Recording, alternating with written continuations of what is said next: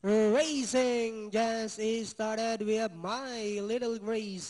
Break quickly at the start. Symphonies down on the inside. Moving up on the outside. Masaganang Ani Pambihira. Then followed by Tremendous Itan. Pangani Boy, while Mirabal is the early trailer by about 10 lengths of the leader. And going along for the first turn, we have Symphony by about 4 lengths. My Little Grace in second, Pambihira, Masaganang Anis racing in fourth.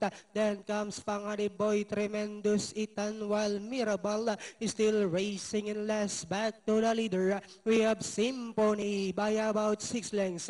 My Little Grace still in second. Pambihira is down in third. Moving up on the outside, Masaganang Ania. Tremendous Itan comes next. Then followed by Fangani Boy. While Mirabal is still racing in less.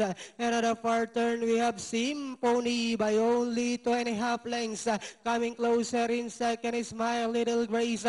Masaganang Ani is down in third.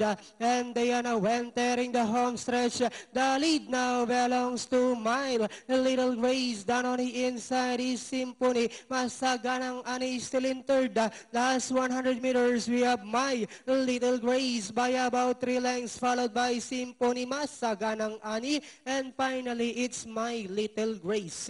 The second, close between Masaganang Ani, Symphony. Then comes Pangani Boy. 2-3-1-5.